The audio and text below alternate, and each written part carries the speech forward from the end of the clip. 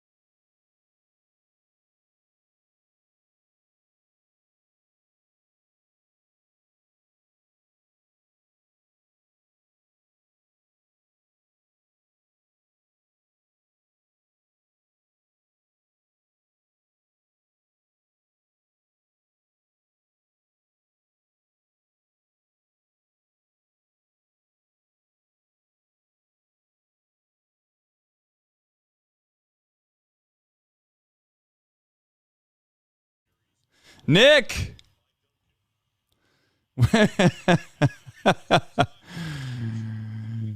There he is. There's the man. I don't know if I can hear you, Nick. It looks like you got no audio. There you are. Maybe? Nick? Can you hear me? Yes. All right. We're off to a rocky start. Largely because of me. Well, not largely. Mostly because of me. If not everything because of me. When I say me, I mean my offspring. Nothing like a Father's Day present, like kids deciding they were going to turn on your camera and then plug it into their Xbox for whatever reason, and it's just dead. So I charged it. I'm going to see how long it can go. Hopefully it lasts the whole show. If it doesn't, I promise one thing, chat. I promise one thing. If I do one thing right, I will recharge it. I'm going to have a weird freeze frame for the rest of the show. I think it might make it. Not trying to jinx it, but it might make it. But I'm going to charge it, and then we will finish the show the way we should finish a show if everything goes the way we're supposed to. Now, I need to know what what the main question is going to be. Where's Diaz at? I have not looked at the. I'm pulling up the bullpen usage right now. Yeah, that was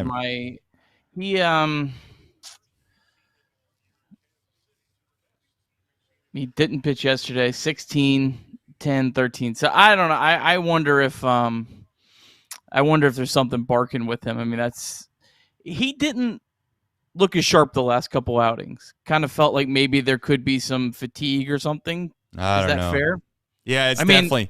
There's no way David Bell's not bringing him in today unless Alexis Diaz said he can't go. Yeah, he didn't pitch yesterday, so it's not a no way. And he didn't pitch on Thursday, so I don't think it's just being careful. Now I don't know. I might have liked to have seen Sims at least face one batter here. He only threw 13 pitches. I don't really love that pitch selection right there, for being honest. And I get that's a one-run game, so he could take a yard, but walking the leadoff hitters. Now you could get beat. Yeah, exactly. So he didn't get a call on the outside part of the plate right there that he probably should have gotten to make it a two-strike. Those are big pitches. He missed it. Regardless, we're still throwing balls. We need a double play. We need to talk that into existence. Double play. Likes will get a double play. Fast. Likes will get a double play. And he calls that a strike. Wow. I don't know where you're at in the stream, but hopefully we're close. We're close. You might be slightly ahead, but that's okay. We're good. I think people enjoy when you know, and then I react. So I think Scramble mode is what this is for everybody. I cannot believe that Ian Jabot is trying to close out a game on a 4 1/8 straight win. just a huge win streak. All right, there we go. That was right down the pipe. Yeah. Yeah, we're throwing strikes. You want strikes? He's giving them to us now. Give me a double play. Listen, chat, we need to get lucky. That's what this comes down to. Where did Altuve pinch hit? Okay, he's quite a ways away. There's pretty much no chance he could hit. Well, there's always a chance he can hit. I mean, I think the Reds would lose if he hit. Not true. That's not how this game works, Nick. 1, 2, 3. I guess like 2 outs, bases loaded. I guess it is possible. Come on, big boy. I believe in you.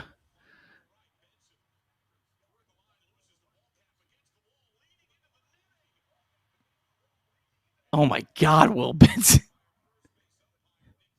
That's where the net's just bullshit. Yeah. Like the net, it's more or less not that it knocked the ball down, but just like those guys, like the ball clips that net, smokes him in the face right there. It happened to Newman earlier this year. Yeah, but I mean, how hard these guys are throwing, how hard these guys are hitting. I know. I'm not suggesting I'm not suggesting that they shouldn't have a net. I'm not. That's not. You're just saying this is an unfortunate consequence of a Yes. necessary thing. Correct. Yeah. I'm just saying that's like the down. Yeah. Kind of like replay how it gets you some of these, fingertip off of the bases. It's a necessary evil. Can we waste one, Ian? Brother. Can we waste one? Whew. This is an all-time stressful day for me. Being a Ricky Fowler stand today is just not good. So the U.S. Open starts late, right? Right now, yeah, pretty much. Okay. He goes off in like a half hour. Shit, he's safe. Yeah, you're way. He was safe. Nope. He was safe regardless. Yeah, he had no chance. Ooh. I need a strikeout now. I know that I'm You're not shaving your head. What?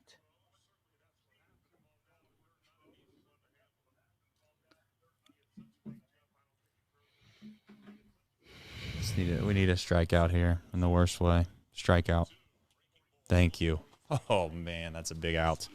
Not getting to third base right there with one out or with nobody out. Let me rephrase that. Not getting to third base there with one out is big. Some would say huge. This dude coming up's had a good series. Well, who's behind him?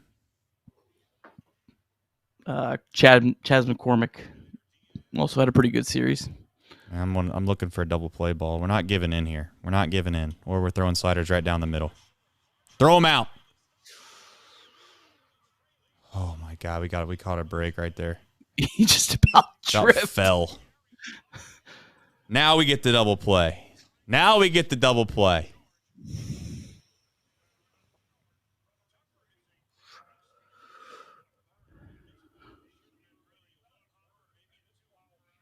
Yeah, I don't blame the third base coach right here for holding him. Like, he would have been out. Oh, yeah. If that's a normal... I mean, he might have been safe because he was falling or whatever, but you don't make that decision before he starts falling. You have to make that decision right before that. So, one time. Ground ball, double play. Why is the crowd cheering like that? Did they announce somebody that they like or what? Maybe they did make some noise, make noise. Gotcha. The old in-stadium host is what you're saying. Yeah.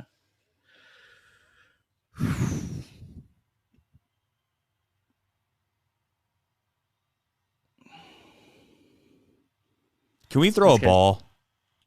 Dude, unbelievable.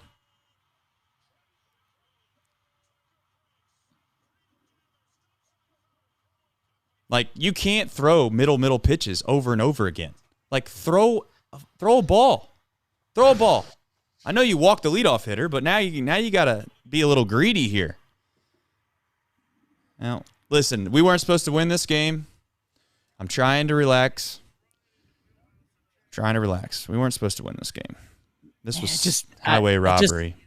I just would have loved Sims to go after Tucker.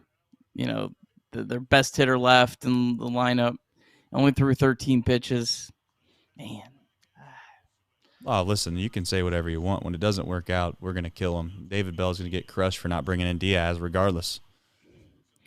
I don't mind them not using Diaz if he's not right. Like there's nothing you can do about that. Then that's fine, Nick. But if you're not going to bring in Diaz in the 9th, then you knew that before the case. Why would you throw Lucas Sims in the 7th or 8th? Excuse me.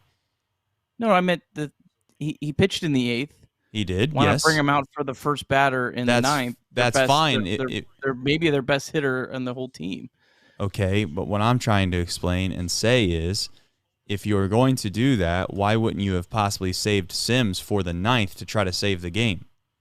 Well, I mean, Sims went against the top of the order. But you don't do that with other closers. So just because I guess Sims isn't a closer, you're going to throw him in the 8th instead of the 9th. No, they walked a guy. I didn't even pay attention to that. Yeah, I think intentional walk. This guy hit a home run earlier. Yeah, time for him to bounce into a double play. Double play. A little 1, 2, 3 double play. That would be nice.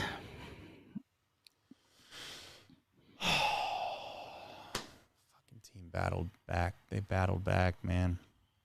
Man, Daniel Duarte, 2 scoreless innings. Like, oh. Ian Jabot. That's the type of pitches that I'm talking about right there. Those be greedy here. Like, be extremely greedy.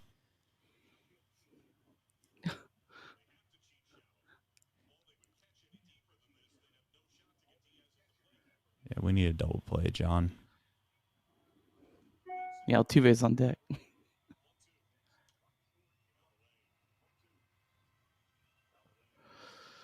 If he can throw that slider like low and in, maybe he hits a sharp ground ball to third base.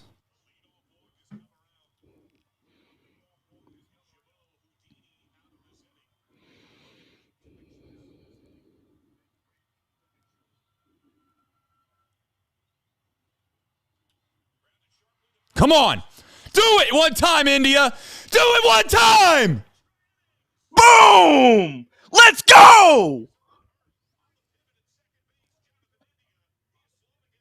No. Jesus. Let me see the slide.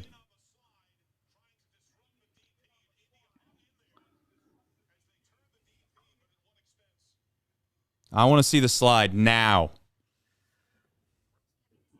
I'm not even going to get a chance to see the slide on MLB TV.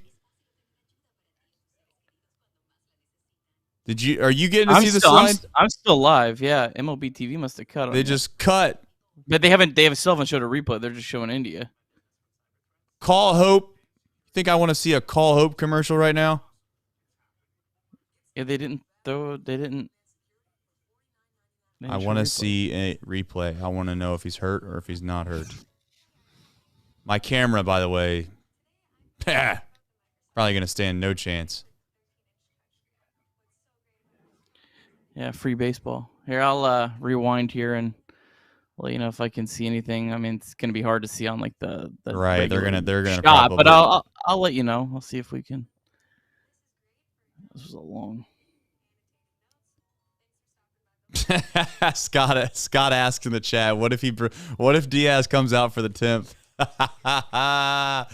that would be hilarious.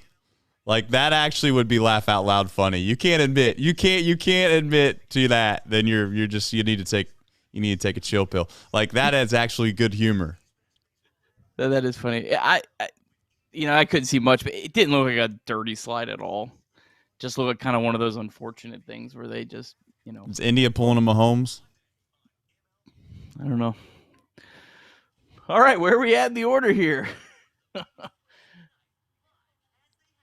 Benson was up. Did Senzel make the last out? So we're at the top of the order with Senzel in second, right? And I always forget this. I always forget I got to put the you got to put that runner on second. The Manfred man. Got to put him on second base. Likes, right. guys. Come on, likes. We need them as fast as we can. Well, I think we're at 60 right now. We got 180 in here. We got 60 likes. We need them as fast as we can. I need to see the replay. Here we go. We got just enough likes to get out of that inning, but not enough to win it. I hate to say this, but that's a fine slide. You just can't step right in the middle of the baseline like that, and you got to jump. Yeah, you got to jump. Get up off your heel. Yeah, that was nothing wrong from the Astros there. No. Listen, India made the play. I'm not upset about it. I just wish he would have jumped, you know. Once you throw that, you got to get up off the ground so you don't get your. He's also.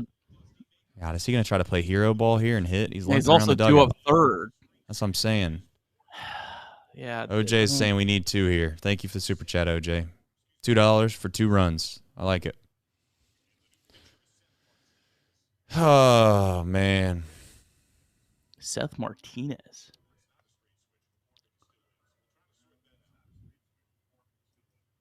Well, we do have a top of our lineup here. Is Friedel going to try to bunt? Like he's going to try to bunt for a hit or something, and everyone's going to lose their mind. Told you.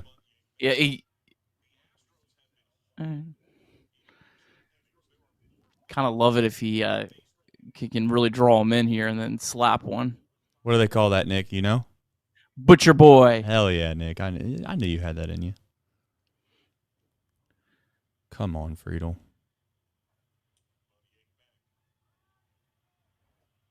Oh, yeah, just walk his ass. Good idea.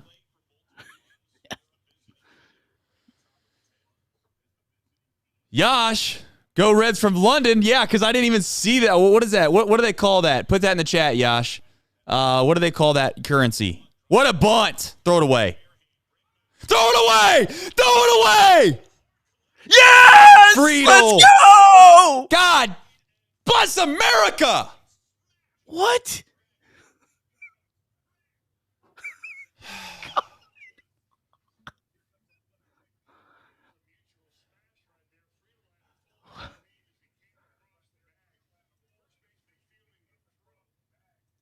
Who was it? Was it the second baseman? Who did he run into?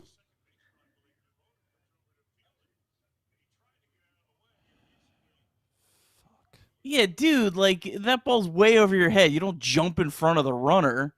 His momentum was going that way, though, to be honest. It's just he's just trying to make a play, too, and it's just bad luck. I'd like for that to be called interference, but I don't think that you can call it that. There's nothing you can do. It sucks. You know why that sucks is because he's on second base. Yeah. All right, I got to get back to this really fast. I was really upset for a minute. Josh, what is that called? What's the currency called? Is that a pound? Did they call it pounds? No. Am I wrong? Am I an idiot for saying that? Is that 5 pounds? Yeah, I think it's pounds. Pounds. 5 pounds. We better be nice about Jabot. Thank you, Josh. Great Britain star. All right, Matt, put one in the seats and make all this point. The Abstract 7, he's on the train. $2 for 2-run train. He's on the bandwagon. I like that, by the way. Brutal, by the way. I mean, how unlucky is that? Now you're going to have the audacity to try to throw him out of first base. What worthless pieces of shit the Astros are. Have some class!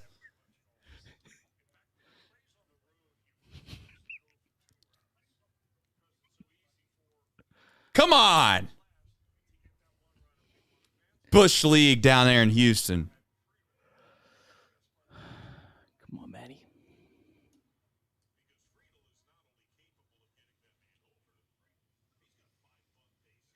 It's a kid's show. I got to clean it up. Sorry. I got no family in the house right now, so I can really let loose. This is normally I'm like trying to be somewhat reasonable. No, get out of play. Get out of play. Go. Get out of play. Damn. Can Friedel tag up on Go, that? Friedel. Hell Hell yeah, TJ. I hope he drops 2 birds on him right now. Puts up 2 of them. Put 2 birds up to the crowd. Let them know. Is he hurt? What are we doing here? Like, this team's either hell of actors or they. I love that by TJ, by the way. Just smart baseball. Smart, big-time baseball. I thought it was a ball there. I was like, no, he can't. And then does right field carry well and it's short? Because every ball that gets hit to right field, like the one Matt McClain hit last night, he was like literally leaning, one-footed, hit it off the end of the bat, and it was like 5 feet from going out. I mean, they got the roof closed, so I don't. How far is the line down there? Do we know? I think it's relatively short. Man, chat's popping. I'm going to do my best. I can't keep up with the chat. And did he just take one off the leg? What a gamer. This guy is Captain America. You can't get rid of that. They try to kill our whole team. Golly day, man. Do these guys not know that we don't play them tomorrow? We're done. Hello. You try to hurt guys on the very first game of the series, not the last. These guys are sick of the Cincinnati Reds. I tell you that. They've been a real pain in the ass in Houston all weekend. Wait, is Fairchild's not hurt? I thought they were going to put Fairchild on the IL for a neck.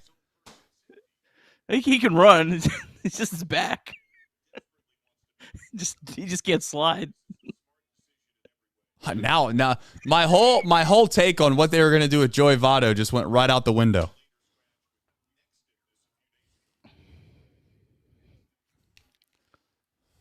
Now, if I know anything about the Cincinnati Reds, they'd consider a double steal right here. Yeah. Left-hander up at the plate, that's tough, though. A left-hander at the plate's not good. It's an easy throw to third. Yeah, they're not going to do that unless Friedel just decides to do it on his own. I'd enjoy Ellie putting one in the seats here. I'm not going to lie.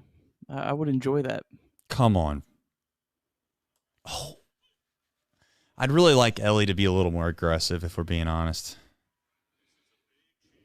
I know that was a big emphasis on him coming up, chasing balls, etc. But man,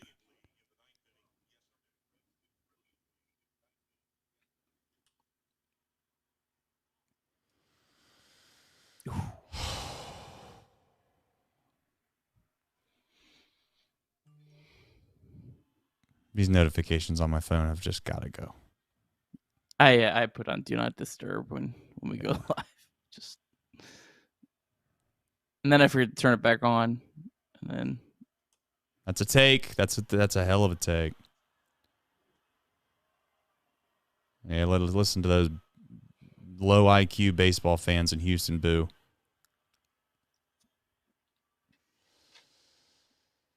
This is brutal. Stop. I'm going to have to do the Do Not Disturb. Run. All right, I got to do that. Just wait. Oh, no.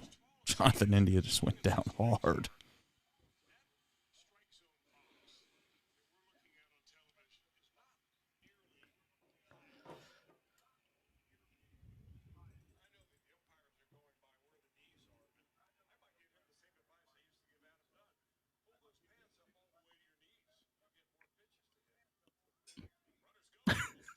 Wow. I'm glad. I'm actually glad. Unless he got an unbelievable jump, I'm glad he swung at that and fouled it off because that was a pitch out. If it wasn't supposed to be a pitch out, but it basically was.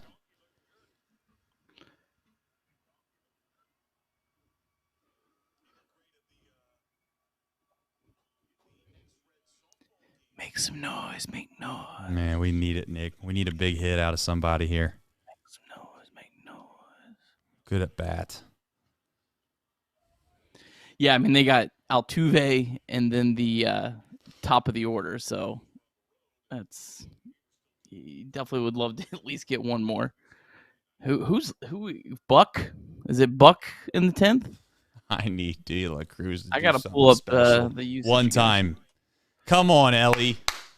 Freaking battle. We're stealing. Day. We're stealing. We're taking our chances and we're running. And if he lines into a line drive double play, you can put it on me, chat. I'll take the blame. Bucks pitched the last 2 days. Alex Young. Come on, Ellie. One time, buddy. Come on. How about these Reds, Trace? How about these Cincinnati Reds? How about them? Ellie, man. Unbelievable. That ball was pissed on. 108 off the bat. That's a guess. That's a guess. Oh, man. God, I love this team. That Hey, ball was- hey. I'd be 107.6. 107.6. Look at your boy. Who needs StatCast? We got TraceCast, baby. This inning isn't over. Ellie's stealing second, right? Ellie's got to steal second. Let's get some more. Let's steal second, bring the infield in. Come on. Come on. Put one on the seats, Jake. This is the pitch you got to run on. Got to run on 2-0. You're going to get a pitch to hit. He hits a ground ball to the middle infield. You get a run automatically. Come on. Run. I think he's running too.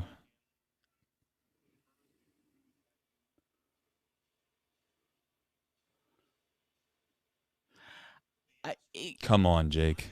Let's workshop this. Come on, Jake. I think I would prefer them to go 2-1 and let Jake have one big swing here. He's running. What'd I tell you? What'd I tell you, big brain Trace? Talk Good to thing me. You didn't listen to me. Good thing you didn't. That's a huge run. That is a huge freaking run. Huge run. Let's go. Wow.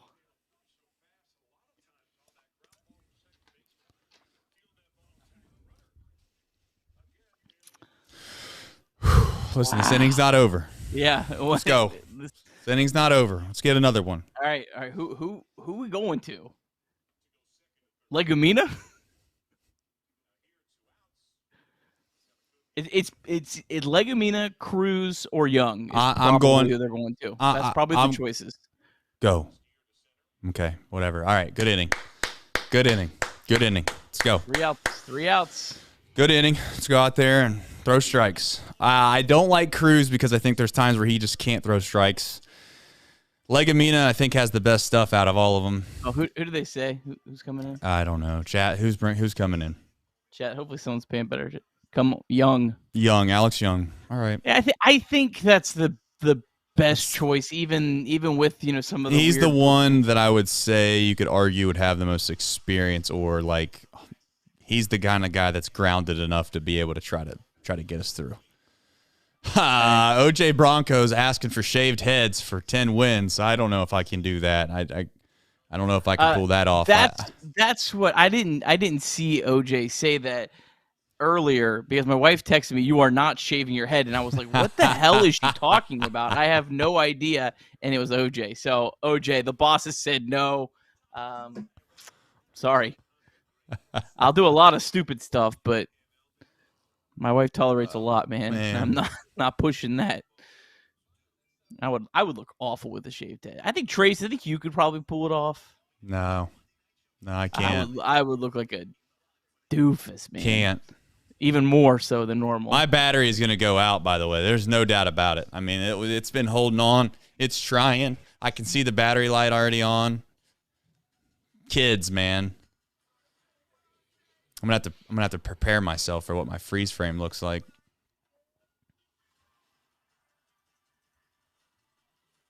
I'll plug it in though, just so we're on the same page. I'll plug it in. I'll make sure that we get a proper ending here if we can hold on.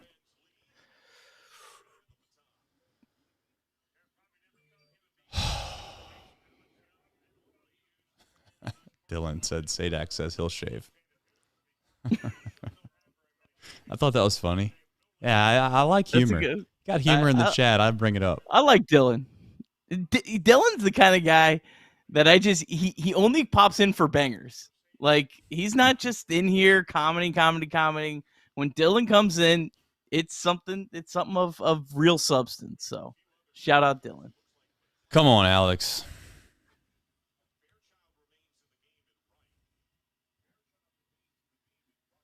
Okay. Got a good defense out there.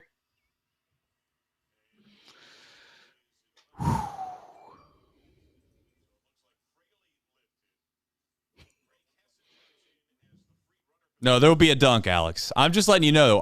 What happens with these cameras, for some reason, it's a negative charge when you have it plugged into your computer. Don't ask me why. Ask Sony. That makes literally no sense to me. However, that's one out. Should be. Where's my right fielder at? Where's my right fielder at? Thank you. Woo. All right, so here's the deal. If my battery dies, it's cool. I can charge it during the show, and then when we get towards the end of the show, I'll have to do some magic and put myself back in there, and that's how we'll do it. Let's go. It's not ideal. Not ideal, if we're being honest. Well, you don't win them all, man. Sir Boy says, buy the Reds and Ty Steve. I'm all in on Ty Steve now. Big dog fan. How can you not love him?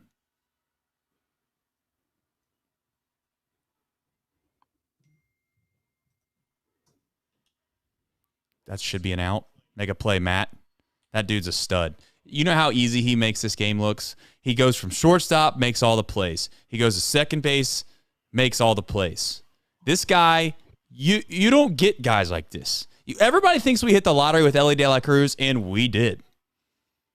Oh, we did. But we hit the lottery with Matt McClain, too.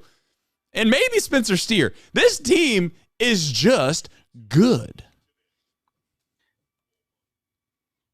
Now, we didn't hit the lottery on Spencer Steer, so our general manager knows what the hell he's doing. Okay. Well, that's true, lottery too. About that. That wasn't luck. That was skill, baby. That's true. That's a good point by you. Yeah, I'm good for one a day, so we're rough sledding. Oh, no. Bad freeze frame. What a bad freeze frame. All right, shut her down. Horrible freeze frame. Oh, all right. Oh, boy.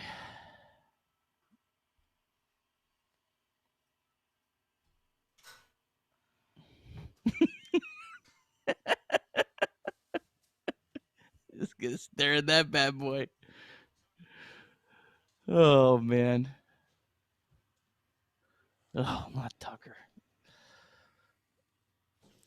All right. Let's go. Let's finish this off. Finish it off. Just use your imagination. Use your imagination, chat. I'll put the socials on here so it knows it's you. Thanks, Nick. Maybe I could put on the phone Trace and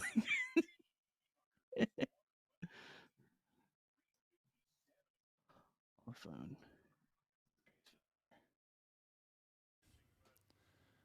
There we go.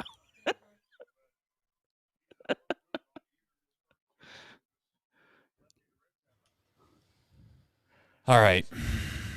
Refocusing. This is where you bring Alex Young into a game anyways, right? Exactly. Right, Nick? This is the guy you bring him in for regardless. This is who we want up at the plate. I know he's a really good player, but Alex Young's really good too. That's what I'm telling myself. Mm-hmm. Oh. Now, the funny thing is going to be how many people are going to come into the chat and tell me my camera's frozen. That will be a thing. Here, you know what? We'll do this on the phone. That's an out. That's an out, Nick. Nick Senzel, catch the ball, Nick. Woo! Yes. This is so stupid, man. Unbelievable. Are you kidding me? Can you believe it? Let's do a show. High drive, left center field, racing back to the World Bourgeois. The Reds are National League Central Division champions. In the air, left center field. Did he? He did. He did. Reds win.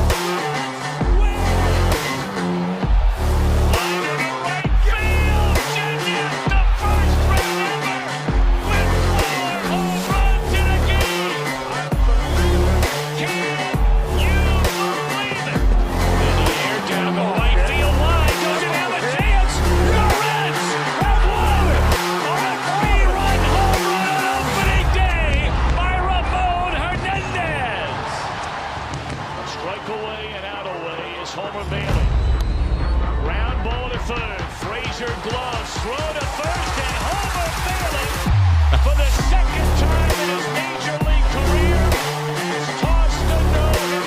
Oh, gosh. Oh, my God. Are you kidding me? Holy Moses, the second player in major league history to hit 7 home runs in the first 10 games. In the air, and the Reds win it. What a dream beginning to the career of Jay Bruce.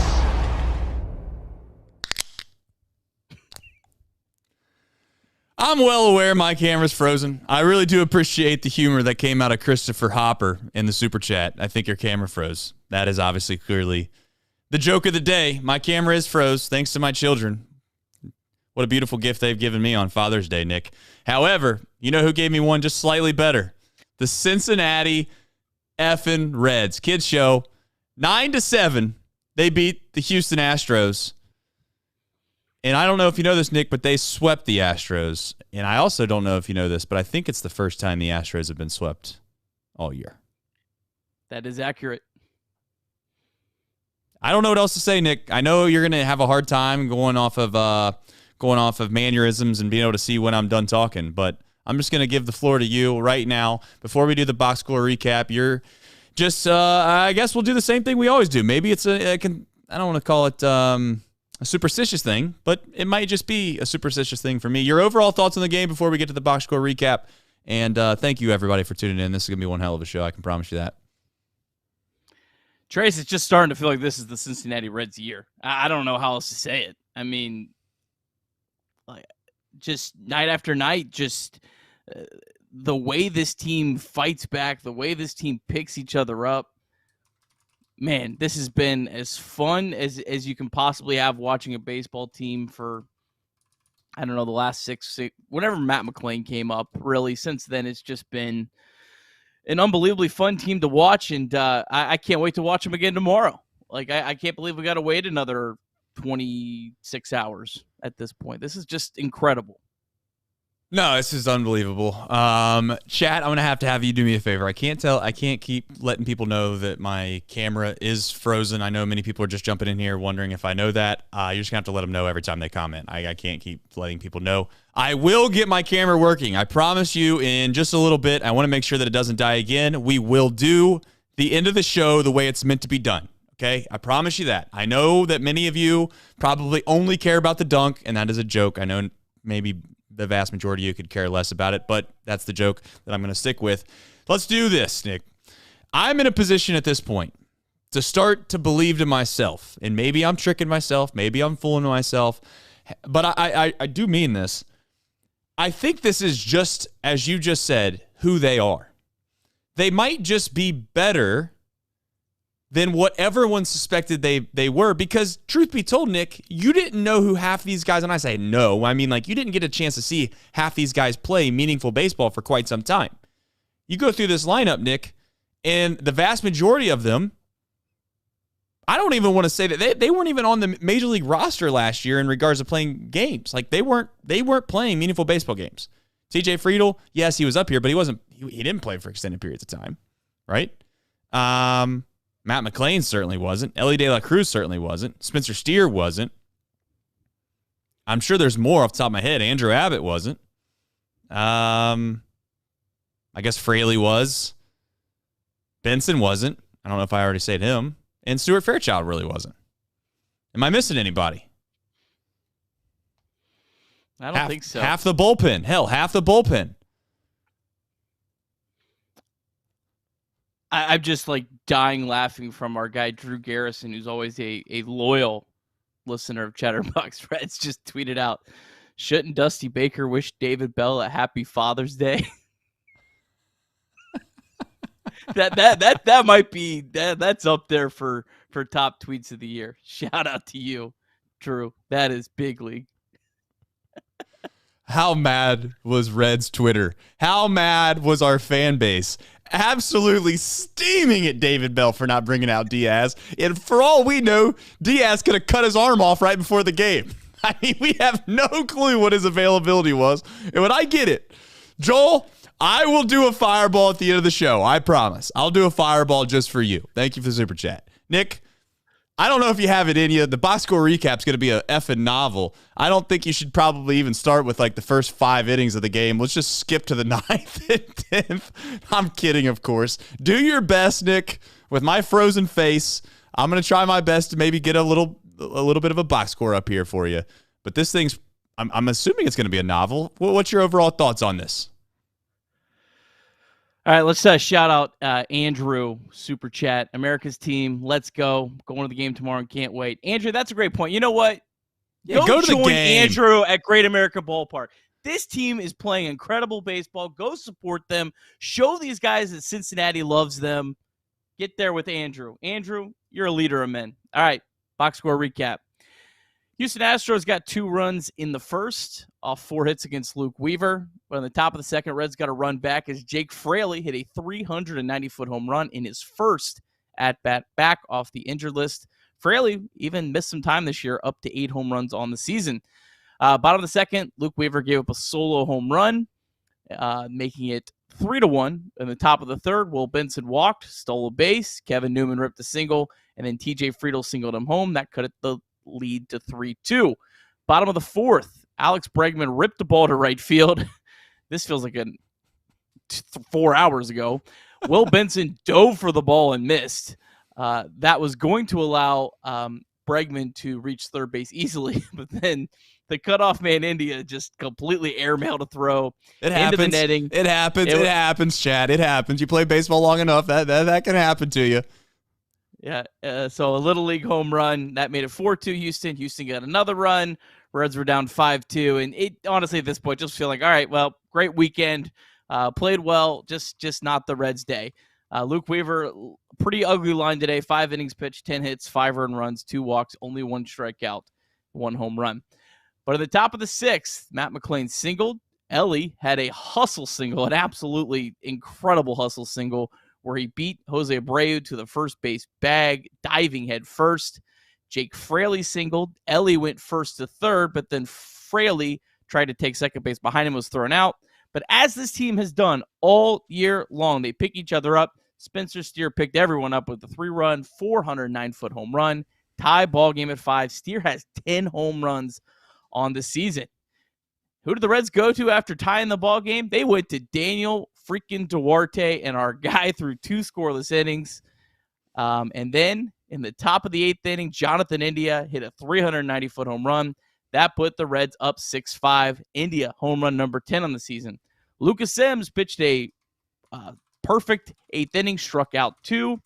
Reds went to Ian Jabot in the bottom of the 9th. Jabot did allow a run, but to his credit, was able to get a double play to end the inning, get us into the 10th inning. And then in the 10th inning, leadoff batter TJ Friedl bunted. The Astros threw the ball into the stands, or not into the stands, but way over the first baseman's head. Friedl wasn't able to get second. We won't get into exactly what happened there. But long story short, Ellie De La Cruz would single. That made it 8-6. They also got another run off of Jake Fraley groundout, put the Reds up 9-6.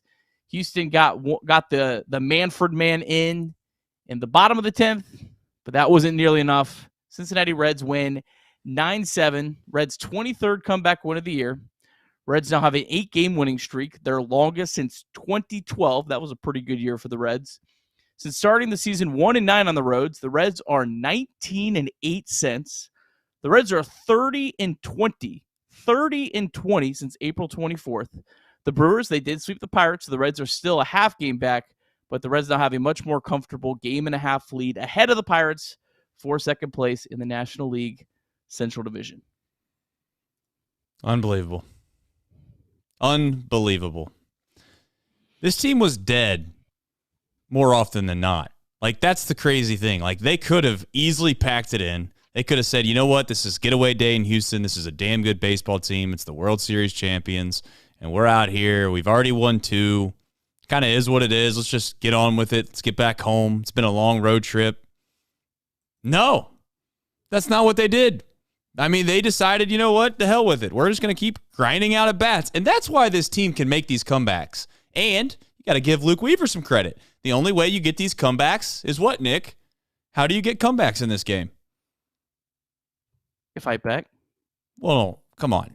You got to give up runs early. We've gone through this on this show many, many times.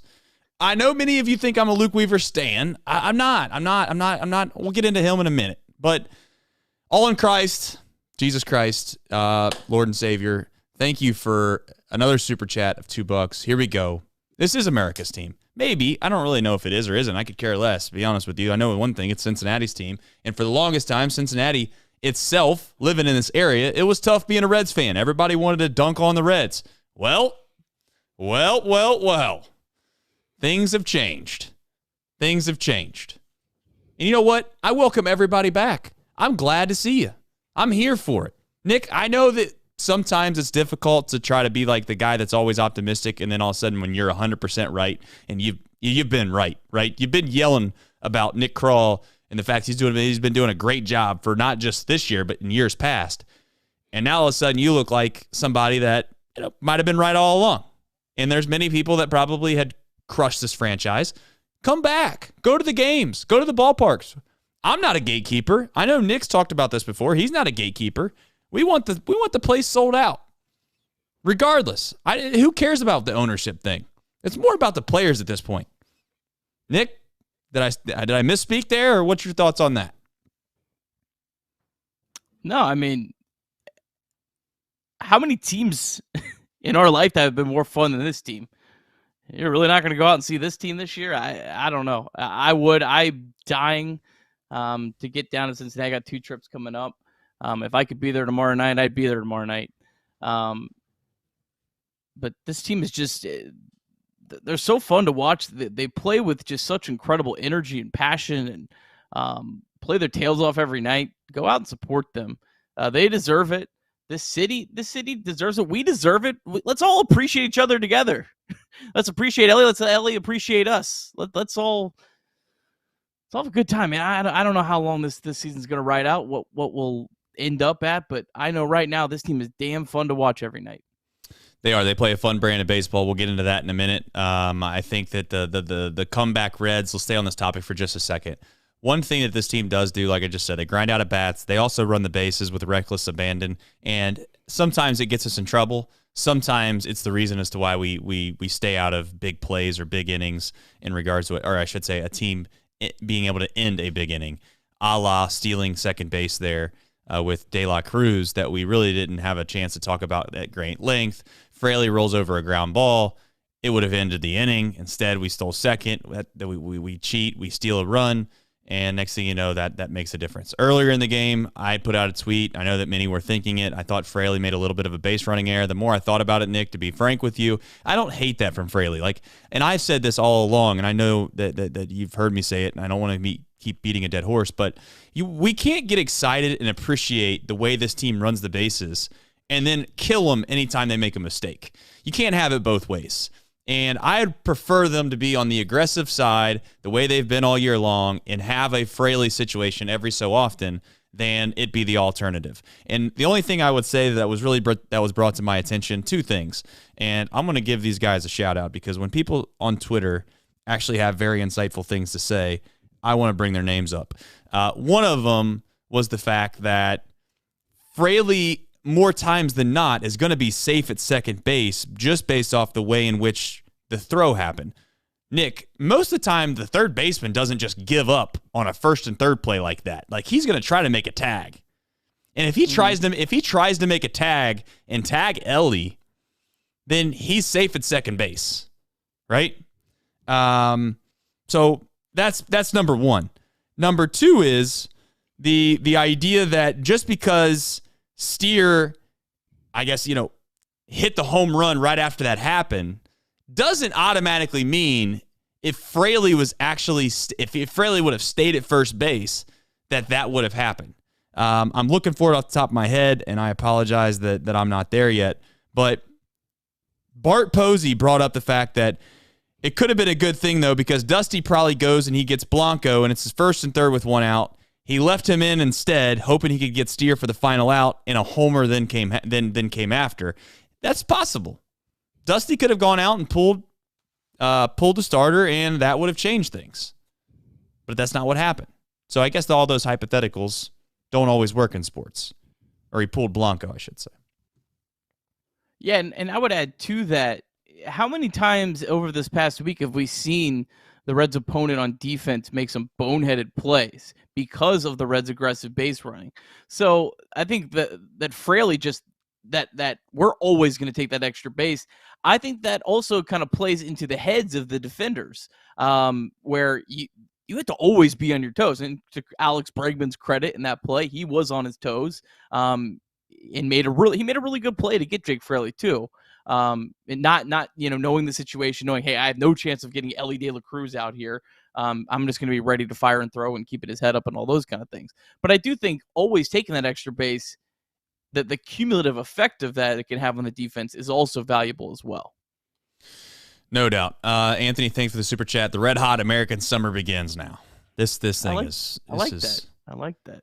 This has been incredible. I did see people trying to give this team a name. I'm not so sure that they deserve a nickname quite yet. I mean, we're getting close to that, and it cannot. It's America's team. Maybe that's it. Maybe that's it. But I just don't want to hear big, red, and/or machine in any of it. Okay? Can we finally come up with some new trademarks, some new ideas? That's on us as a new generation of fans. Okay? Won't get into that sob story again today. Let's get into Weaver in the bullpen. Really quickly with Weaver, I'm not a stand for Weaver. I'm not trying to suggest that I think that Weaver's is a long-term solution or an answer. I think many people jump to conclusions, though, when he's out there, largely because he's had some bad starts in the past. And we've talked about this before time and time again, Nick. I'm just thankful. This is what I'm thankful for. I'm thankful for the fact that he usually gets us through 5 innings, and it's usually 5 runs or less. And if you're telling me that you can get through 5 innings, and I know that that's not earth-shattering. Listen, a 9 ERA is not all that ideal. I get it. 5 innings, 5 earned runs, not perfect. I'm well aware. I'm not an idiot. But if you're facing the other team's 5th starter, and Weaver's able to go out there and give you that type of start with the way our bullpen is and how good they are, I'm not going to just always jump to the conclusion that he's the worst pitcher that we've seen, because he's not the worst pitcher we've seen on this team this year. Do I need to remind people, Nick, that Sessa used to go out there and he used to give up 9 and 10 runs in 1 1/3 innings? Do I need to remind people that Connor Overton did the same thing? I'm not suggesting for a second he's the long-term solution, but I'm not going to go out and bash this guy and absolutely kill him when he's honestly one of the better back-end options that we have. I mean, am I being an idiot? Is Nick rubbing off on me like that much to where I'm always just this Mr. Optimistic guy? And, oh, by the way, the last 2 times he's pitched, the other team, because they've had their 5th starters out there, have given up the same amount of runs we have in the 5th or 6th inning, and it's turned into a bullpen game. He's not like he's the world's worst pitcher. And the last time he came out, 3 times ago, I should say, his 3rd start going back, and I know we're getting deep into the weeds here, but everyone wants to point to his ERA, and that's fine and dandy. I'm not suggesting that's not somewhat realistic to say. However, Nick, when you come into a baseball game and you have 2 outs in an inning, and I forget who it was, but I know Young came in, and I think he pitched to Rizzo. Rizzo hit a grand slam, and 3 of those runs went to Weaver. And I'm not suggesting that can't happen from time to time, but I'm just tired of the hate of Weaver. It's not it's not like, oh, he's trying his best, everybody be nice to him. You know that's not how I roll. But he's not giving up 8-9 runs, man. Not giving up 8-9 runs. I think there's probably a good middle ground here. I mean, we do need to acknowledge Luke Weaver gave up 12 hard hit balls today. He only got 8 swing and misses. He was rough. The Astros absolutely crushed him. But again, to Luke Weaver's credit, he doesn't seem to ever let these starts where he gets hit hard early really snowball, and he only lasts 2 2/3 innings, and then you're completely taxing the bullpen, because this team would obviously, without Alexis Diaz today, if you're talking 6-7 innings, they probably really would have had no chance. So the other point is there's no one to replace Luke Weaver right now, so it doesn't really even matter necessarily what your thoughts might be on him. Maybe at some point in the year, he needs to transition to the bullpen. I would say probably more likely than not, some of these younger starters are either going to need some rest or stuff like that. I think he'll probably stay in the rotation as long as he can stay healthy. I hope he can have one of these really, good stretches of 4 or 5 starts where he kind of puts it all together. I think it could be there. But I don't know, kind of the middle ground. On the bullpen, though, just another night. Daniel Duarte, 2 scoreless innings. Lucas Sims, a scoreless inning. Yes, Ian Jabot gave up a run, but he got out of it in a tough spot. And then Alex Young coming in the 10th, didn't give up the earned run, only the Manfred man. And that's a weird situation for Alex Young, too. And he came through and he executed. Yeah, no doubt. Alex Young should deserve some credit. He came in and he finished a game off, not something he's used to doing. And you've heard relievers talk time and time again about how the last 3 outs are different than any other out in the baseball game. And he found a way to get the last 3 outs. And yes, he had a 3-run lead, like you said. But to your point, to your credit, one of those runs really is just a guy they throw out there because of the rule. And this bullpen deserves all the credit that they've continued to deserve. I don't know if They deserve an apology from some people. I'm not suggesting 1 second that I've not been wrong, but usually I don't go out of my way and declare after 2 weeks into a season that there's people that, and I say people as in like there's decision makers that are out there to get us. And I also don't go out of my way and say that the bullpen's literally the only reason that this team couldn't possibly win. If that was you, just you don't have to say an apology to me. You've seen All in Christ. He already did a super chat. Maybe tonight when you lay your head down, not before you lay your head down, maybe before you go to bed, just say a little prayer and just say, you know what? I'm sorry. I was wrong about this bullpen. They have been one of the best things that's ever happened to the Cincinnati Reds team, if not the best thing. All right, Reds offense. I don't know what to say about them. They just grind out at bats. Like the Elliott bat at the end of the game, Nick. Yeah, he hit a ball 108 miles an hour, single to right field. But he also battled. Like that wasn't just a first pitch swing and rip a baseball because a guy missed a spot. He fouled 2, 3, 4 pitches off, got a pitch he liked to hit, smoked it.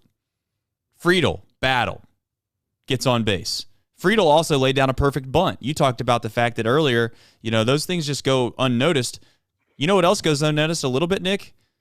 Is the fact that their offense does also predicate the speed. Like, I'm not suggesting Friedel was going to beat the ball out, but as soon as Friedel lays down a perfect bunt, it makes the third baseman rush just a little bit, especially when the second baseman's sprinting over to the bag. So for those that aren't really, I don't want to say if you've never played, but like when you pick that ball up as a third baseman, Nick, you look over to first base, there's no one there. The second baseman's sprinting over there, but the fact that the bunt was laid down so well, it caused a rush throw, in my opinion, and that rush throw led to more runs. You get into Indy, obviously he's big time. This whole team's big time. I don't even want to start singling guys out. This show will go for 2 hours. I just want to say how good is Spencer Steer. I mean, this guy is just a pro. And then Jake Fraley as well. I think you kind of forget just how big of a bat he can be as your left-handed masher. It's nice to have him and Friedel together. Please, baseball gods, let these guys stay healthy together because I think this really makes the Reds lineup, having those 2 guys in particular, much longer against right-handed pitching. But yeah, Jake Fraley just picked up right where he left off. He's a good player. He's a really, really good player, really important piece of this team if they're going to continue to stay in this race. But Trace, was this the first lineup to you where you looked up top to bottom, and maybe with the exception of Kevin Newman, who is hitting as well as anyone right now, but at least 1 through 8, is this the first time you looked at this lineup and went, oh, wow, this is pretty special? I don't want to admit to this, but there was a lineup earlier this year, and I can't tell you off the top of my head what game it was, but there was a lineup that I was like, you know what, this lineup looks really good. I really like this lineup. And they went out, and I think they got shut out.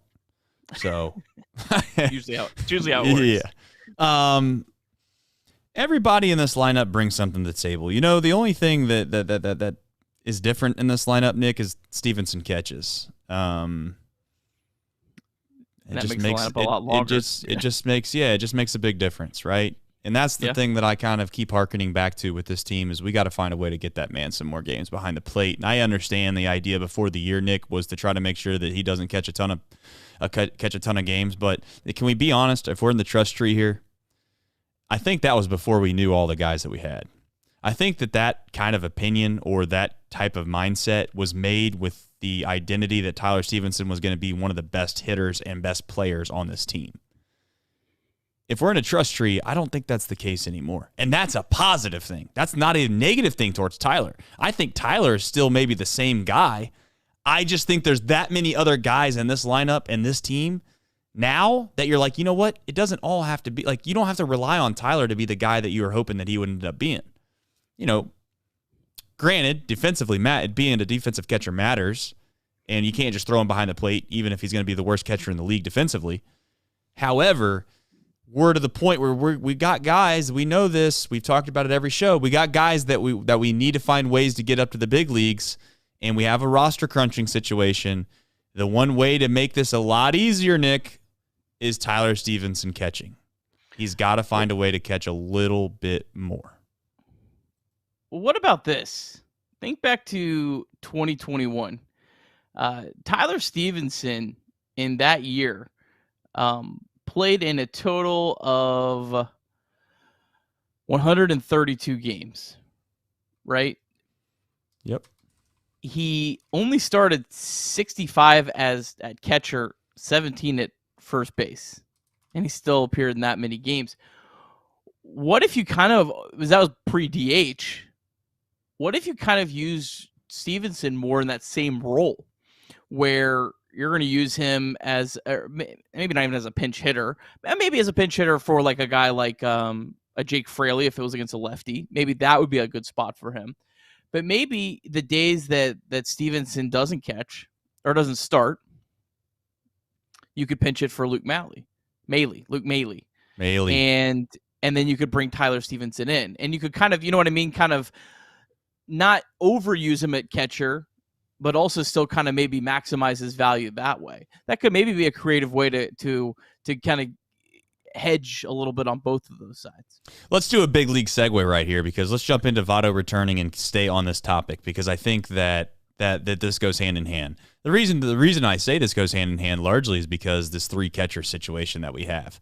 And the reason we have 3 catchers, if we're being completely frank, is because we don't really have 3 catchers that the Reds view, in my opinion, as elite defensive catchers. Or not elite's a strong word, maybe even big league defensive catchers.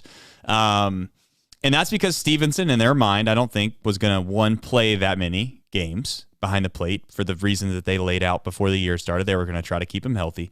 But the other side of the coin is that those other 2 guys, especially Casale, handles the staff relatively well. That's the big kind of that's the big thing that he has in his back pocket that everybody brings up from time to time is how well he is a clubhouse guy and all of the above. And then you can say whatever you want about Maile, but Maile's been the best all-around catcher we've had all year long. And I don't see for one second how you could say, oh, he's got to go down. I've seen people say that, and I just don't understand. I don't know if they're watching the same game I am, but Maile, every time he gets an opportunity to play, hell, he's finding ways to hit the ball hard, and then he continues to do a pretty good job defensively. The reason I bring that up with Votto is that we have some decisions to make. I don't know exactly what they're going to do. I had a conspiracy theory, though. You ready for it?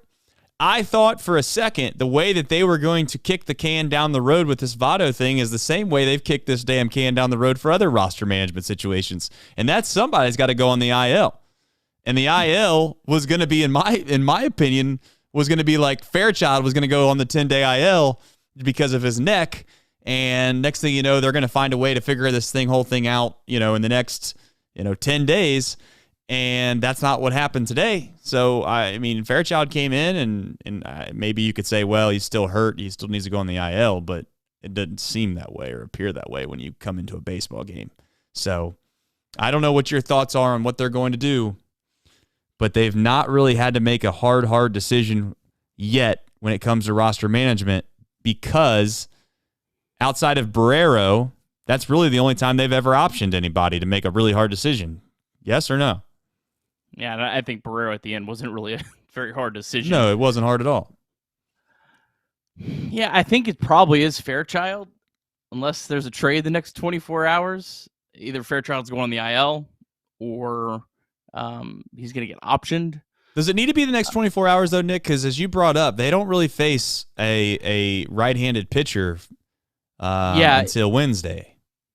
Yeah, it seems pretty weird to activate Joey Votto tomorrow or before Wednesday because they do face two left-handed pitchers back-to-back. And the only thing is, I mean, the guy pitching tomorrow, we'll get to him in a second, is maybe the worst pitch. It's actually the worst pitcher in baseball right now. So maybe that weighs on some of that. But Votto's in at lefty since 2017. Just call it like it is there. There's absolutely no way. Jake Fraley deserves to be playing over left-handed pitching more than Joey Votto. Like, it's just so. I don't know. I know everyone wants to go to the three catchers, but again, I keep pointing to like TJ Hopkins, the guy that was just optioned. He was on 8 games. He got 7 plate appearances. Like, that last person's not going to be playing very often. Remember, Kirk Casale has caught the Reds' best pitcher. I don't know. Maybe Andrew Abbott could make a case at this point, but he's caught Hunter Green the last 2 games. I think you probably want to keep riding that out. They seem like they've really built something there. The Reds used like 10 catchers last year because they kept having catchers get hurt. I know I've said it all year. I know you keep clouding on me. Here we go, chat. You ready for it, chat? Let's hear it, Nick. Go ahead. One of these catchers is going to get hurt at some point. It's a numbers game. It's a numbers game, and it's going to happen. I don't want it to happen to any. I like all of them. And also, Luke Maile could absolutely be a potential trade piece. That's another thing that to kind of think about. Like, Luke Maile, if you're a team that is desperate for a catcher, I might, give up like an actual big league reliever for him if I, maybe have a good bullpen. He's maybe one of the few pieces that is on the active roster, or that's an active contributing big leaguer that I think could maybe like actually bring you back another big leaguer. So I don't know. I don't have an issue with them extending this 3 catcher. Whoever's if they DFA'd Kirk Casale tomorrow, whoever they're bringing up for that spot is probably not going to play all that much. The issue I have with DFAing guys, if we're being completely frank, is the vibe thing. None of them deserve it. None of them deserve it. And that's the problem I ultimately have, is that we're promoting somebody, and I'm not suggesting for 1 second he doesn't deserve an ability to come back either. I'm not trying to be a Votto critic by any stretch of the imagination. If Joey Votto said he's ready to roll, then I think, and I say think strongly, I think that he deserves that opportunity based off of his historical success of him saying he's ready and his ability to produce. But you've brought this up a million times, Nick. The problem is not that Votto returns. It's the problem that if Votto struggles, that's the real damage. We're trying to find ways to bring guys up. CES is moving positions because we don't have roster spots for him to come up, supposedly. And now we're in a position where Joey Votto is going to get an opportunity to play. If Votto doesn't play well, then there's no doubt in my mind that that it doesn't just affect the vibes. It also affects the production on the field. And you could say whatever you want about Spencer Steer moving positions.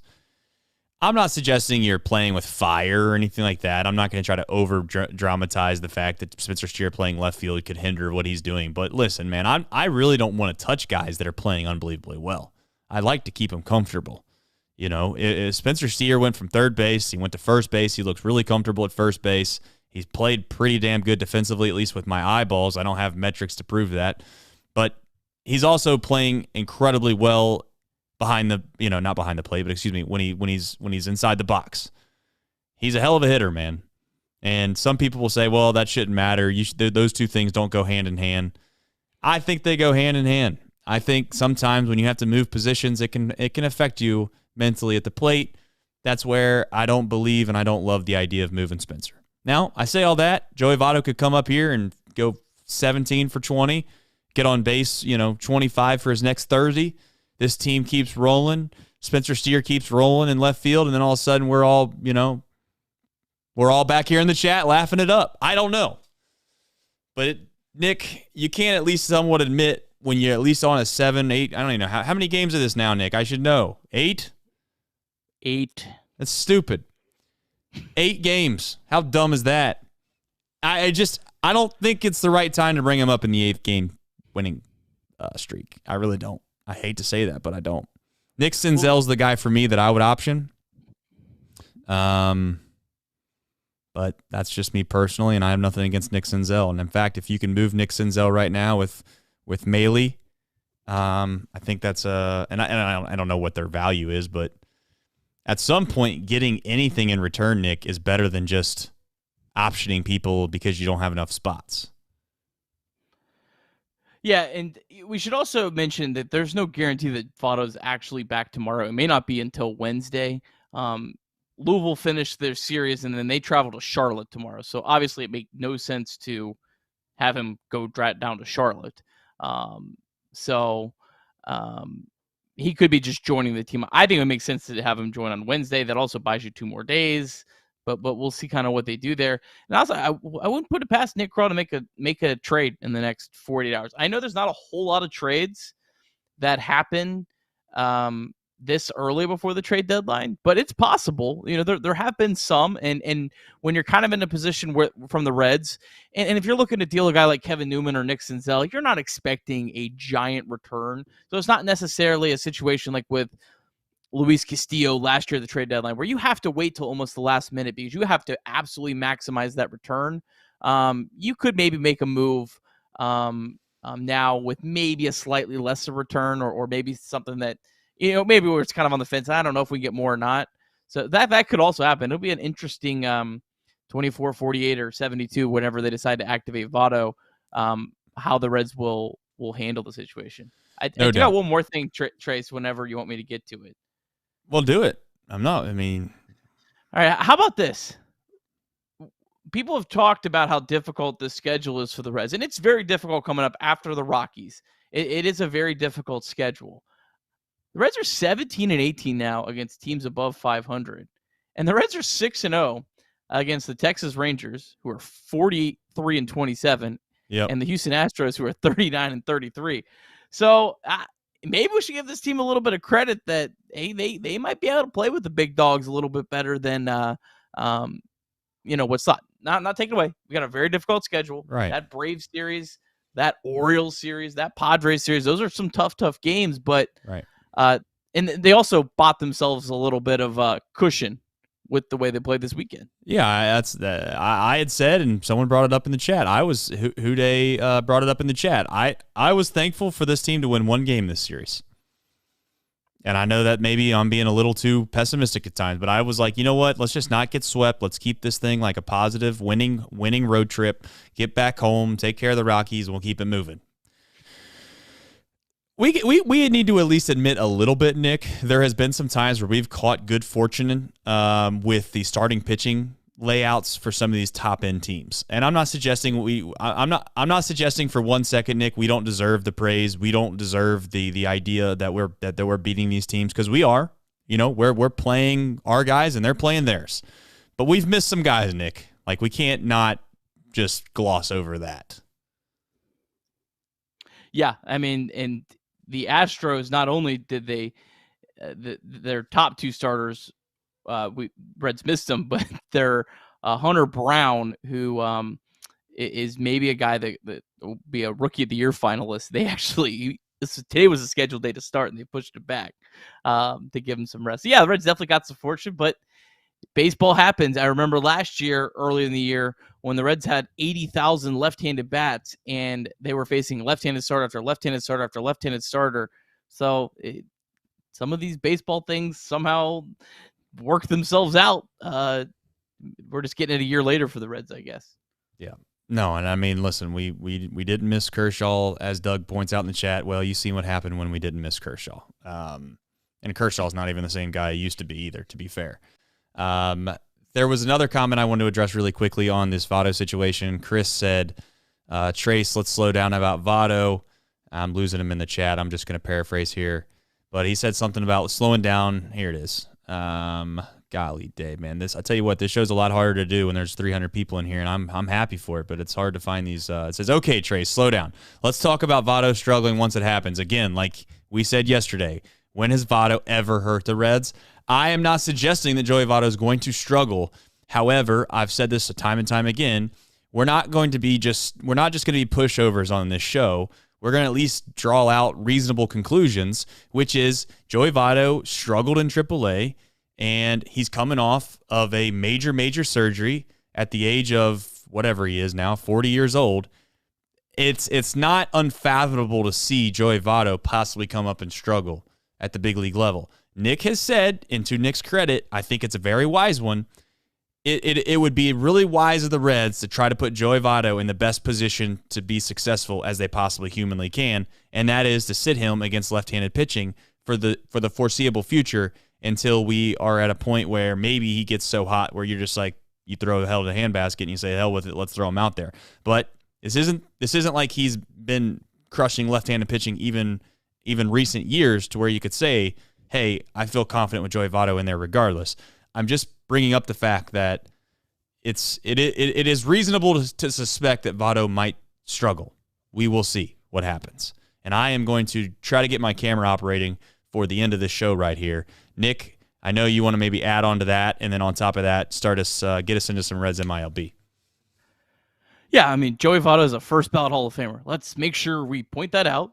When Joey Votto makes his debut, whether it's tomorrow or Tuesday or Wednesday, I'll be rooting like hell for him. I hope he proves the doubters, which is even myself this time, which I've never really kind of doubted Joey Votto.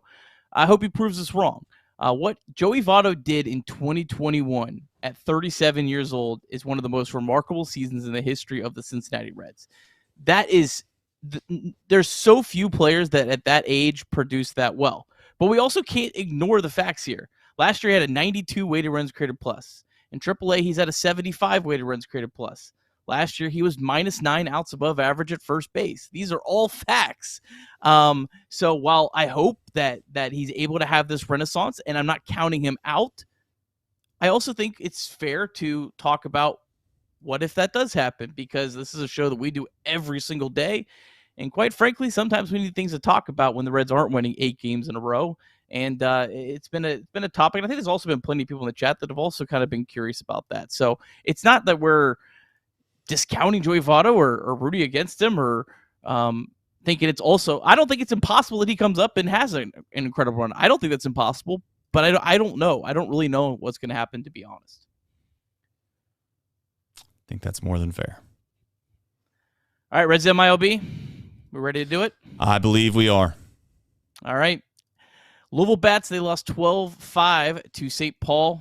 Bats went 2-4 in this series against the Twins AAA affiliate, but still a very strong 37-30 on the season. Bats really faced some tough pitching. Oh, hi, Trace. In this series. Today they were facing Aaron Sanchez through the first 5 innings. He threw 60 innings in the big leagues last year. And it did show early in this game with the Bats. CES, he was 1 for 3 with a walk. Barrero 0 for 5 with 2 strikeouts. Did have 1 hard hit ball. Votto walked in his only plate appearance. Then he left the game in the second inning. Put that video up on Instagram. That's everyone shared everywhere. Will Myers did not play in this game. Still a guy that's looming out there at some point. Reds pitching, Kevin Herget continues to struggle. He got lit up 7 earned runs in 2 2/3 innings. Ricky Karcher, though, our guy, pitched a scoreless inning. Didn't walk a batter. And then also Alec Mills made his debut for the Bats. Alec Mills, might remember him, a Cubs pitcher. Had 1 really good year with him and then kind of fell off the face of the earth, but he pitched 2 innings and gave up 3 earned runs. Chattanooga, our lookouts, they won 12-1 over Rocket City. Their offense has just been insane of late. Rhys Hines did have his incredible home run streak snapped 0 for 5 with a walk. But the story of this game was actually not the Lookouts offense. It was Connor Phillips, 6 innings, 3 hits, no runs, 1 walk, 8 strikeouts. Connor Phillips has a 3.23 ERA through 13 starts at Chattanooga, 109 strikeouts in 64 innings pitched. I'm hoping he's getting the call up to AAA soon. I want to see this guy continue to get pushed towards the big leagues because he's a incredible talent. Dayton, they lost 2-1 to Fort Wayne. Jose Acuna, Reds got back in the Tyler Naquin trade. A solid effort today, 5 innings, 1 run, 3 walks, 3 strikeouts. His season ERA is at 2.45 through 55 innings pitched. Edwin Arroyo, 1 for 3, a triple and a walk. And Matt Nelson also doubled in this game. And then Daytona, they actually they got underway as we started. And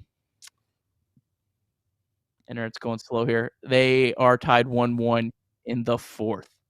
Beautiful. That's your Reds MLB presented by Bedford Sportsbook. Thank you. All right, guys. The fact that there's this many people in here on Father's Day and on a Sunday, and the fact that the Reds have won this many baseball games in a row is incredible. I also want to tell you that I did not forget the Super Chats. Did not forget them. Joel said Fireball now for $4.99. Anon76 says Fowler's face is still frozen after the Fireball shots yesterday. I want another Fireball victory shot, Trace. And Houday22 just said Fireball funds upkeep for Nick's Cage pillow. The Nick Cage pillow. Nick's Cage pillow, which is accurate, actually. That's a weird way of saying it, but that is accurate. If you think I forgot about that, you'd be wrong. The other thing that's kind of funny about all this is that when I say I don't drink, I really don't drink. It's just turned into a bit. It's turned into a thing. Now, if you don't think I could throw some back with the boys, that you'd be wrong. However, it's not like it's let me just say this for those that might be concerned about my health.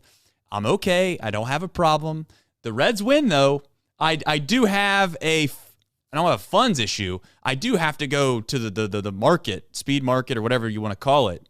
Drive-through. They have drive-through might be like a Hamilton thing. I don't know. Maybe I'm putting myself out there. But nonetheless, I'm going to have to go get some more Pilsners, fine Pilsners of beer. But if you think I forgot about the Super Chats, you'd be wrong. This is for all 280 people that are in here. I need 200 likes on the stream so the Reds can win tomorrow. That's how this works. We've done this night in, night out. We'll continue to say it. I'm going to take this shot, and I got something else to tell you. Ready? This is for all of you. All of you. I got to prepare myself for this. Ready? Rip. 8 in a row. Oh! Here I am. This is all for you, chat. That is what I call love. If you've ever seen love in your life, what I just did was love for you. Okay. Now it's time to remind you about Chatterbox Reds Night. What is it? What are we calling it? Is that what we're calling it? I don't know. But on July 17th, I need you to do me a favor. Mark it off on your calendar. We're going to have details on how to go, but we are going to go to the July 17th game against the San Francisco Giants. And we got the river deck. We just put a deposit on that last week, and we will have exactly what you need to do to get there on July 1st. We are going to have some merch, and I'm going to be honest and open and tell all of you what's going to happen. It's not going to be a secret. Nick Cage, he's working on the Nick Cage pillow. Nick, be patient with your Nick Cage pillow, damn it. But on July 1st, there will be an opportunity for you to get it done. There's the Cage pillow, everybody. If you're wondering what the hell that is, well, I can't help you. You're going to have to go back. The chat's going to have to explain it. If the chat one day could be really nice to everybody, if you could let everyone else know that's new in the chat, which we want all the new people we can get. Listen, we love the fact that this community is growing. The more people, the merrier. The more people, the merrier. But there is a show that you could probably go harken back to that was absolutely hilarious. One of the most elite shows, post-game shows in the history of post-game shows. You're going to have to go back and find that Nick Cage pillow night. If somebody could eventually just put in the chat what date that was, you can go back on YouTube and find it. It's elite level stuff. Everyone's asking for merch previews. It's not going to happen. The merch previews are not going to happen. You're just going to get straight drop on July 1, all merch in the store, and there will be a certain limit. If you purchase over a certain limit of merch, if you want to call it that, then you get to come to Reds Night for free. Simple as that. Nick, we do this every single night. What do we do next? You know the deal. Who, where, when, and why tomorrow, Nick? You'll have to help me, chat. Did we actually have a opener announced from the Reds? I don't know if anyone did, but yeah, we it is hard to keep up with stuff while we're doing the show. However, if somebody could let us know who's throwing tomorrow in the chat, that would be nice. They're saying that it's not been announced yet, so just go along with who, when, where, and why tomorrow, Nick. And more importantly, there's asterisks involved. Let us know why. All right, so Reds Rockies first of 3 Monday 7:10 p.m. Plenty of tickets still available at Great American Ballpark. Buy them. Head on down and have a good time. Reds are using an opener tomorrow, which makes a lot of sense. If you look at the Rockies roster, they have 3 positions that are platooned every night. So that kind of can make it a little bit more difficult for the Rockies to manage. It was reported before the game that Brandon Williamson is still supposed to get into the mix. I think they call that a bulk pitcher when the Rays and other teams use an opener. So that does make a lot of sense. Brandon Williamson, though, however, remember his MLB debut came against the Rockies. 5 2/3, only allowed 1 run, struck out 6. So hopefully Williamson could build on that whenever he does come in. Reds will be going up against Austin Gomber, ERA of 7.29. That is the worst in Major League Baseball of anyone with 60 innings pitched. However, Gomber does have a 4.60 ERA on the road versus an ERA over 9 at home. I know GABP is not a picnic, but it is also not Coors Field. And then Gomber, though, to his credit, also did have a quality start in his last start against the Red Sox. 6 innings pitched, 3 earned runs. Reds also faced Gomber this year. 4 1/3. They scored 5 runs off of him. Luke Maile, probably see him tomorrow. He homered and he had a double. And then Spencer Steer also doubled in that game. But the Rockies come in with a record of 29-45. That is the second worst record in baseball. So we've talked about how difficult the schedule is after that. These are very important games for the Reds. You're never expecting a sweep. Nope. That's ridiculous. Even though it just happens, yes, it's not how baseball works. But this is a series you really would like to see the Reds at least come out and take 2 or 3 and just continue to build off what they're doing right now. Hey, just keep winning series. Just keep winning series, right? It reminds me of a saying that an old high school golf coach, as I transition myself into this dunk and the U.S. Open, send a prayer out to me. I have been a Ricky Fowler stan for years, largely because I share the last name. And let me tell you something. I am going to be so nervous today. It's going to be absolutely sickening. However, it reminds me of what a high school coach said, that old man Parr wins tournaments. And you don't have to go out and be crazy. If you just take care of business, you do what you're supposed to do, it works more often than not. The Reds just go win a series against the Rockies. Don't have to be too crazy. Don't have to sweep. Now, if they sweep, we love it. But we all know that's probably not realistic. As a reminder, before I do this dunk, I just want to say to you from the bottom of my heart, honestly, thank you, man. This show has grown, it's continued to grow, and it's only growing largely because of you. And yes, the Reds are winning, that helps. I know some of you obviously only come in here if the Reds win, and that's okay. If you come in here when they lose, that's where you see a lot of this inside jokes, some of the OGs that have been here night in, night out, so be it. We're here every single night. Let me remind you, every single night after a Reds game, we will be here. We will talk Reds. We will talk through hypotheticals. We'll have fun doing it. Trace will probably make a fool of himself with Fireball and the True Pilsner of beer. But more importantly, tomorrow there is Off the Bench from 10 a.m. till noon if you're interested in that sort of thing. But as always, please go download Chatterbox Reds. Our numbers are doing incredible. Nick, there's one thing left to do, and that is for Trace to figure out how in the hell he is going to continue to do a dunk night in and night out. But most importantly, remember, go Reds. Here we go. Oh, no.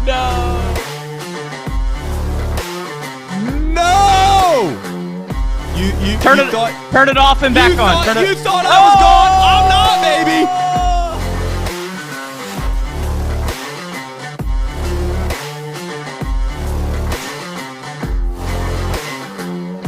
You thought the Reds were done today. You thought my camera was done today. But the truth is this team never quits, and neither do I.